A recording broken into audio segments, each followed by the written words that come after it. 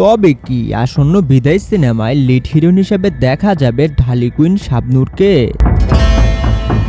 বরবাদ খ্যাত নির্মাতা মেহেদী হাসান হৃদয়ের পরিচালনায় নির্মাণ করা হচ্ছে আসন্ন বিদায় সিনেমাটি, যেখানে লিড রোল প্লে করতে দেখা যাবে ঢালিউডের জনপ্রিয় ও ব্যর্থ প্রেমিক খ্যাত অভিনেতা বাপ্পা রাজকে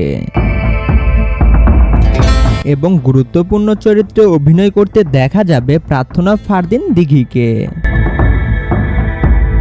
গতকালকে থেকে একটা রিউমার ঘুরে বেড়াচ্ছে বিভিন্ন গণমাধ্যমগুলোতে। রিউমারটা হলো আসন্ন বিদায় সিনেমায় বাপ্পা রাজের বিপরীতে নায়িকা হিসেবে দেখা যাবে ঢালিউডের জনপ্রিয় অভিনেত্রী শাবনূরকে। ভাইরে, নিউজটা যদি সত্যি হয় তাহলে বক্স অফিসে আগুন লাগিয়ে দেবে আসন্ন বিদায় সিনেমাটি।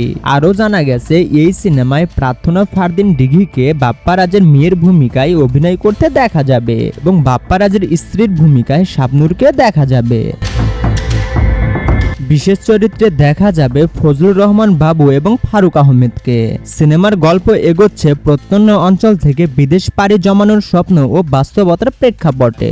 অলরেডি 20% শুটিং সম্পূর্ণ করা হয়েছে আসন্ন বিদায় সিনেমাটির। সম্প্রতি মেহেদী হাসান হৃদয় কিছু গণমাধ্যমকে জানান গল্প নির্ভর সিনেমা হবে আসন্ন বিদায় সিনেমাটি এবং বরবাদ সিনেমার মতন বেশ কিছু চমক থাকবে এই সিনেমায়। তো আপনার কাছে কি মনে হয়, সত্যি যদি ঢালি কুইন শাবনূর বিদায় সিনেমায় বাপ্পা রাজের বিপরীতে দেখা যায় তাহলে কেমন হবে? অবশ্যই কমেন্ট করে জানাবেন।